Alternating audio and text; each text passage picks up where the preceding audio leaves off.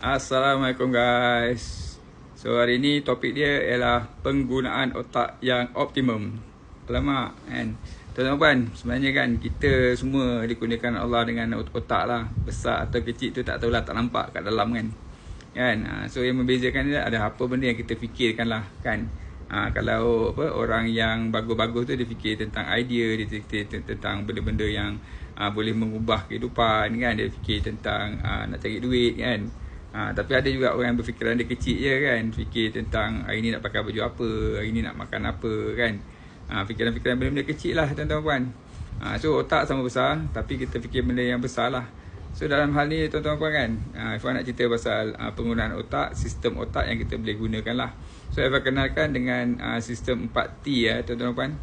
4T. T yang pertama apa dia? T yang pertama ialah tangkis. Tangkis maknanya kan, bukan semua benda-benda yang masuk dalam otak kita ni kan.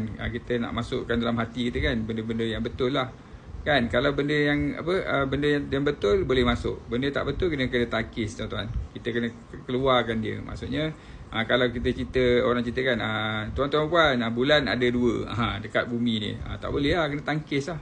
Kan? So benda yang tak betul kita kena tolak dia kan. Kedua, tukar. Tukar ni ialah untuk kita, apa yang kita ada dalam diri kita kan, kita unlearn balik dan kita relearn balik. Kepercayaan yang dulu katalah kita nak buat baik, kita tak ada pada-pada, sebenarnya kita pegang pada buat baik berpada-pada. Maknanya kita tapis lah kepada prinsip yang lebih tajam dan lebih bagus lagi kan. T yang ketiga, T yang ketiga adalah tapis.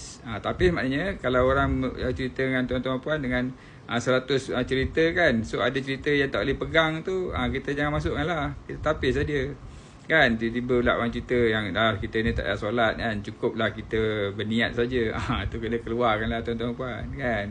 Tapi dalam hal-hal cerita lain tu dia cerita betul pula kan, pasal hal jamak ke, jamak takdim ke, jamak takhir ke, boleh terima masuk kan. Seterusnya yang akhir sekali adalah untuk tambah.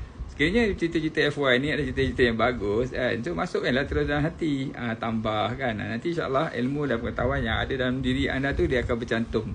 Neuron-neuron dia bercantum dan kemudian dia akan membesar, membiak, bercucu, bercicit, berpiut, menjadikan anda seorang berilmu pengetahuan. Ingat 4T.